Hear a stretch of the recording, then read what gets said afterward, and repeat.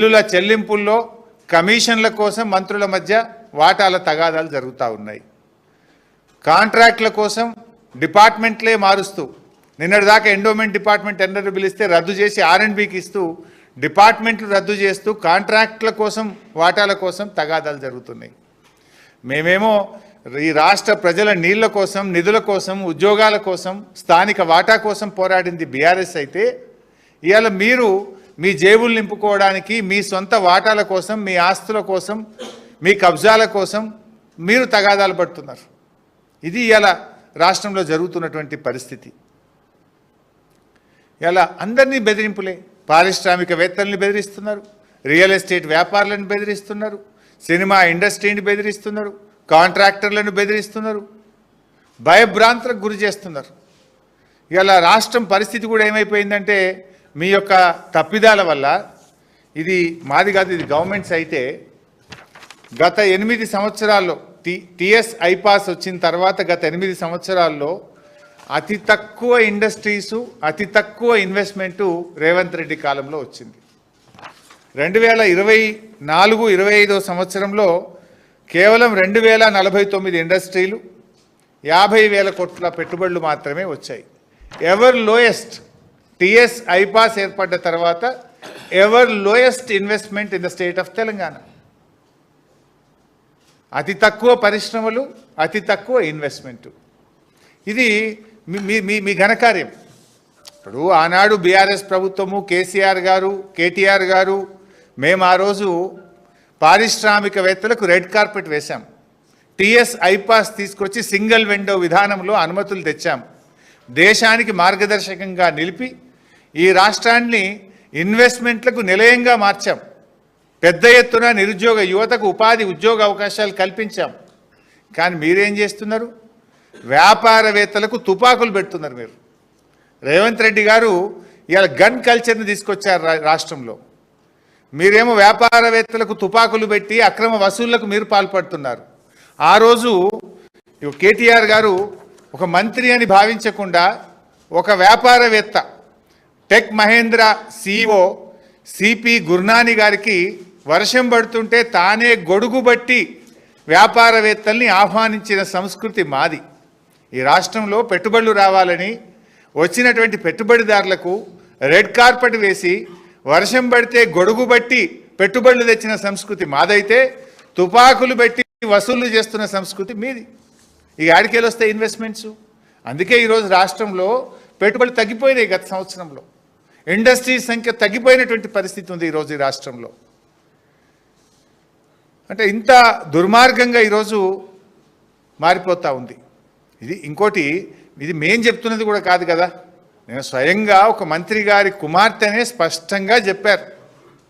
ఏమని చెప్తున్నారు? ముఖ్యమంత్రి గారి సన్నిహితులే తుపాకీ బట్టి బెదిరించారు, ముఖ్యమంత్రి గారు జపాన్ నుంచి ఫైలు ఆపించారు, ఒక మంత్రి గారు టెండర్లు వేయొద్దని మాకు హుకుం జారీ చేశారు, టెండర్ దక్కలేదని డిపార్ట్మెంట్నే మార్చివేసినారు. అంటే మొత్తంగా కూడా ఒక అరాచకం నెలకొన్నది రాష్ట్రంలో.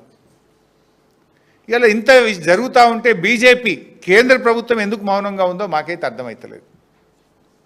ఇప్పుడు ముఖ్యమంత్రి ఆయనే, హోంమంత్రిగా ఆయనే ఉన్నారు. మరి ఇక్కడ విచారణ జరిగే అవకాశం లేదు.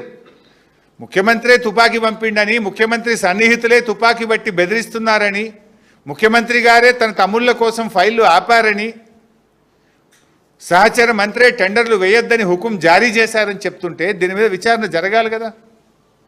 నేను కేంద్ర మంత్రి కిషన్ రెడ్డి గారిని, సంజయ్ గారిని డిమాండ్ చేస్తూ ఉన్నా, మీది జాయింట్ వెంచర్ గవర్నమెంట్ కాకపోతే, మీ మధ్య బడే బై చోటే బై సంబంధం అనుబంధం లేకపోతే దీని మీద కేంద్ర ప్రభుత్వ సంస్థల చేత ఎంక్వైరీ చేయండి, లేదా ఒక ఇండిపెండెంట్ జ్యుడిషియల్ కమిషన్ పెట్టి నిజాలు బయటకు తీయాలని చెప్పి ఇవాళ కేంద్ర ప్రభుత్వాన్ని మేము డిమాండ్ చేస్తున్నాం. లేదనుకుంటే మీ మధ్య అక్రమ సంబంధం ఉన్నట్టే, లేదనుకుంటే మీరంతా కలిసిమెలిసి ఈ రాష్ట్రాన్ని ఇవాళ దివాలా తీస్తున్నారు, రాష్ట్రాన్ని దోచుకుంటున్నారని రాష్ట్ర ప్రజలు భావించాల్సి ఉంటుంది. ఈ పాటి దానికి ఇంకా నేను ఏం చెప్తున్నాను, క్యాబినెట్ మీటింగ్ అయినాక డిసెంబర్ 1వ తారీఖు నుంచి 9వ తారీఖు దాకా విజయోత్సవాలు జరుపుతారట. ఎందుకు నాయన? తుపాకులు పెట్టి వసూలు బాగా చేసినామనా? కాంట్రాక్టుల కోసం గల్లాలు పట్టుకొని క్యాబినెట్లో కొట్లాడుకుంటున్నామనా? మంత్రుల మధ్య తగాదాలు పెరిగిపోయి రోజు వీధినబడి రాష్ట్ర ప్రజల పరువు తీసినందుక? దేనికోసం విజయోత్సవాలు జరుపుతారు? ఈ 23 నెలల పాలనలో మీరు ఏం సాధించారు? మహాలక్ష్మి పథకం ఇచ్చింది లేదు, పెన్షన్లు పెంచింది లేదు, పిల్లలకు ఫీజు రియంబర్స్మెంట్ ఇచ్చింది లేదు, ఓ చెక్ డ్యామ్ కట్టింది లేదు, ఓ చెరువు కట్టింది లేదు, ఓ ఎకరానికి నీళ్ళు ఇచ్చింది లేదు. కేసీఆర్ గారు ప్రారంభించిన టిమ్స్ ఆసుపత్రులను పూర్తి చేసి వైద్యం అందించింది లేదు. కనీసం ఉన్న పథకాలు కూడా కొట్టింది కదా. ఏమని విజయోత్సవాలు జరుపుతారు? కేసీఆర్ గారు ఫీజు రియంబర్స్మెంట్ 20,000 కోట్లు ఇస్తే మేము 2 రూపాయలు కూడా ఇవ్వలేదు, పిల్లల చదువులు ఆగం చేసినామని జరుపుతారా? కేసీఆర్ కిట్ బంద్ చేసినామని జరుపుతారా? బతుకమ్మ చీరలు బంద్ చేసినామని జరుపుతారా? న్యూట్రిషన్ కిట్ బంద్ చేసినామని జరుపుతారా?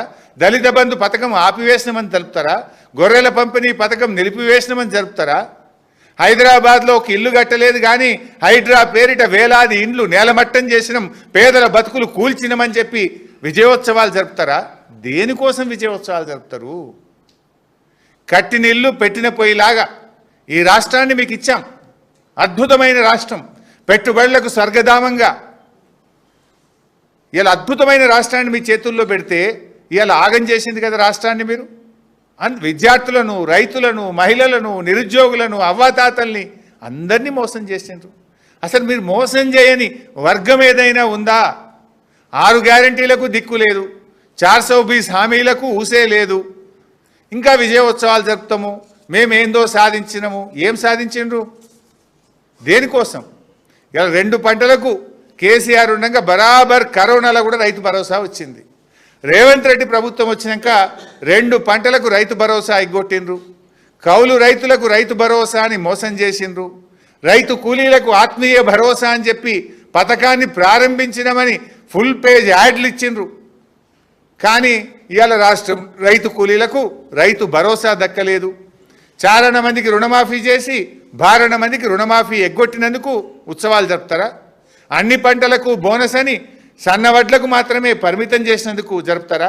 ఆ సన్నవడ్లకు కూడా 1300 కోట్ల రూపాయల బోనస్ ఎగబెట్టినందుకు ఇవాళ ఉత్సవాలు జరపాలనా?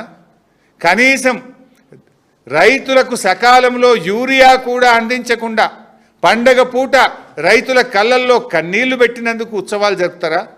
లగచర్ల రాజోలి రైతులకు బేడీలు వేసి జైల్లో పెట్టినందుకు ఉత్సవాలు జరుపుతారా? మొదటి ఏడాదిలోనే 2 లక్షల ప్రభుత్వ ఉద్యోగాలు ఇస్తామని చెప్పి నిరుద్యోగ యువకులను మోసం చేసినందుకు ఉత్సవాలు జరుపుతారా? జాబ్ క్యాలెండర్ అని చెప్పి అసెంబ్లీలో పెట్టి జాబ్లెస్ క్యాలెండర్గా మార్చినందుకు ఉత్సవాలు జరుపుతారా? మహాలక్ష్మి పేరు మీద నెలకు 2,500 ఇస్తామని అక్క చెల్లెళ్ళని మోసం చేసినందుకు ఉత్సవాలు జరుపుతారా? ఆడబిడ్డలకు తులం బంగారం ఇవ్వనందుకు ఉత్సవాలు జరుపుతారా? అవ్వా తాతలకు పింఛన్ పెంచకుండా ఇచ్చే పెన్షన్ 2 నెలలు ఎగ్గొట్టినందుకు ఉత్సవాలు జరుపుతారా? హైడ్రా పేరిట పేదల బతుకులు కూల్చినందుకు ఉత్సవాలు జరుపుతారా?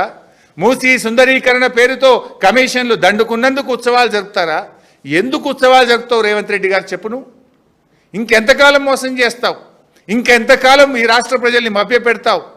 23 నెలల నీ పాలనలో రాష్ట్ర ప్రజల్ని అరిగోసబెట్టినవు, రైతుల్ని గోసబెట్టినవు, పేదల్ని గోసబెట్టినవు. రాష్ట్రంలో వ్యాపారాలు దెబ్బతిన్నాయి, పిల్లల చదువులాగం చేసినావు, గురుకుల పాఠశాల